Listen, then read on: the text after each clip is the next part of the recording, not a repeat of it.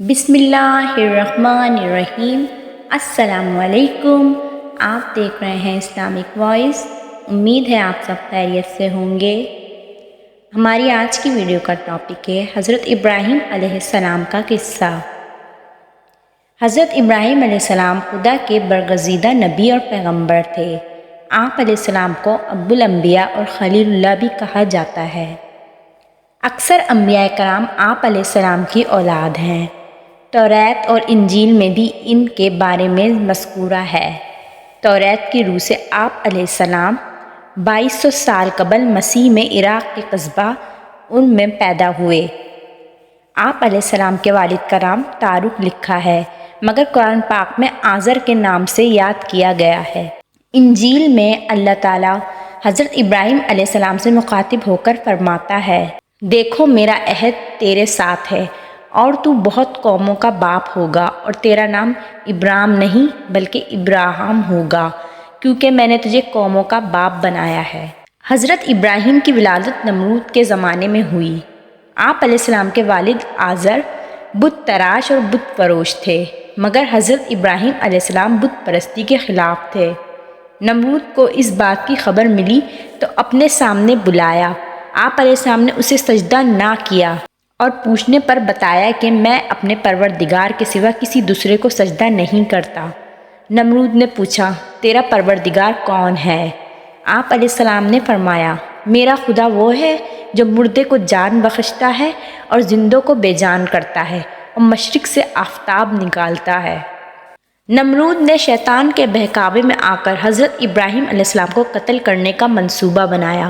اس مقصد کے تحت 160 گز لمبا، 40 گز چوڑا اور 120 گز اونچا ایک احاطہ بنوا کر اسے لکڑیوں سے بھر کر آگ لگا دی۔ آپ علیہ السلام کو ایک منجنیق کے ذریعے آگ کے الاؤ میں پھینکوا دیا، مگر اللہ تعالیٰ کے حکم سے آگ آپ علیہ السلام پر سلامتی والی بن گئی اور گل و گلزار میں تبدیل ہو گئی۔ یہ دیکھ کر نمرود کی لڑکی آپ علیہ السلام پر ایمان لے آئی، مگر حامان کے بہکاوے پر نمرود ایمان نہ لایا، بلکہ ابراہیم علیہ السلام کے مقابلے کے لیے لشکر اکٹھا کیا۔ آپ علیہ السلام نے دعا کی اور اللہ نے مچھروں کا لشکر بھیجا جس نے نمرود کے سپاہیوں کا گوشت پوست تک کھا لیا، یہاں تک کہ ایک مچھر نمرود کے دماغ میں جا بیٹھا اور اس کا مغز کھانا شروع کر دیا۔ اس کی حرکت سے اسے تکلیف ہوتی، لیکن جب کوئی چیز سر پر مارتے تو آرام محسوس کرتا۔ وہ 40 برس تک اسی عذاب میں مبتلا رہا۔ حضرت ابراہیم علیہ السلام اپنی بیوی سارہ کے ہمراہ مصر پہنچے۔ وہاں مصر کے بادشاہ فرعون نے حضرت سارہ پر دست درازی کرنے کی 3 بار کوشش کی، مگر ہر بار آنکھیں اندھی ہو گئیں۔ چنانچہ اس نے توبہ کر کے حضرت سارہ کو ایک کنیز ہاجرہ عطا کی۔ حضرت ابراہیم علیہ السلام اپنی بیوی سارہ اور کنیز ہاجرہ کے ہمراہ فلسطین سے ہوتے ہوئے شام پہنچ گئے۔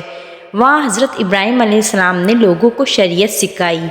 آپ علیہ السلام نے خدا کی عبادت کے لیے جب ایک قبلے کی دعا کی تو جبرائیل علیہ السلام نے بہشت سے ایک پتھر لا کر بیت المقدس کی جگہ رکھا۔ حضرت سارہ نے اپنی کنیز ہاجرہ آپ علیہ السلام کو بخش دی۔ اس کنیز سے حضرت اسماعیل علیہ السلام پیدا ہوئے۔ حضرت سارہ نے جب فرزند کی خواہش کی تو حضرت اسحاق علیہ السلام پیدا ہوئے۔ اس عرصے بعد حضرت ابراہیم علیہ السلام نے 3 روز تک متواتر خواب میں دیکھا کہ کوئی شخص کہتا ہے کہ اپنے بیٹے کو قربان کرو، کیونکہ انہوں نے اس کی نظر مانی تھی۔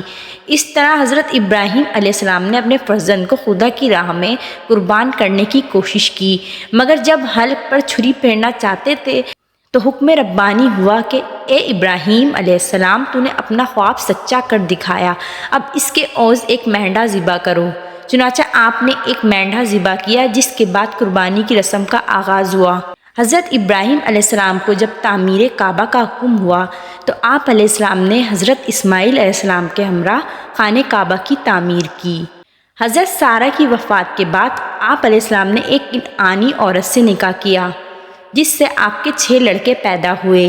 آپ علیہ السلام نے 200 سال کی عمر پائی۔ آپ علیہ السلام کو قدس خلیل بیرون میں دفن کیا گیا۔